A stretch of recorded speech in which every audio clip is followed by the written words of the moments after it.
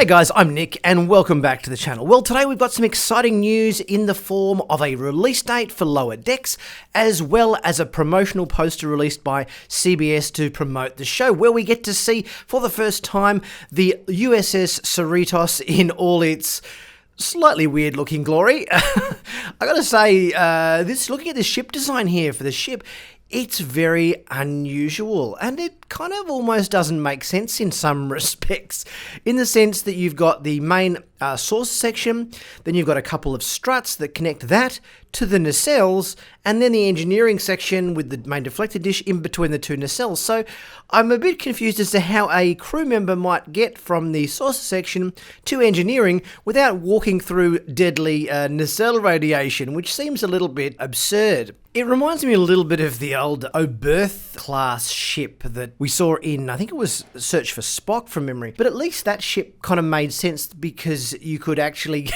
you didn't actually have to walk through nacelles to get to engineering. Initially when I first saw it, I thought it reminded me a little bit of a Nebula class ship, such as the USS Farragut we saw in the end of Star Trek Generations. But on closer inspection, these long long support struts that kind of connect the saucer to the nacelles, it sort of looks a bit top heavy. I gotta say, it's not the most attractive looking starship design, or practical one for that matter. But more importantly, we get a release date on the show, which is August 6th for CBS All Access and CTV in Canada.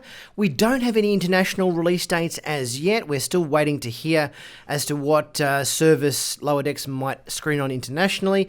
Hopefully that's either Netflix or Amazon, which is what Discovery and Picard have been on respectively. So hopefully there's a little bit of consistency there between at least one of those streaming services. The tagline on this poster is also quite amusing, saying "rarely going where no one has gone before." So obviously they're not on the front line of the Federation. They're kind of probably one of the smaller ships in terms of their duties across the Federation. And we get some new looks at the characters: Ensign Mariner, Ensign Boimler, Ensign Tendi, and Ensign Rutherford, the four lower deckers that feature as the basis for the show. And looking at this CBS trailer for the show, with the arrow pointing to the section here in the rear of the vessel, it seems like our main cast here are constantly stuck at the arse end of the ship, with probably very menial duties. One thing I think is kind of cool that CBS has done with this promotional poster for the show is make it look like it's a kind of a fold out from a magazine, like from the 80s or something. It's sort of got a bit of a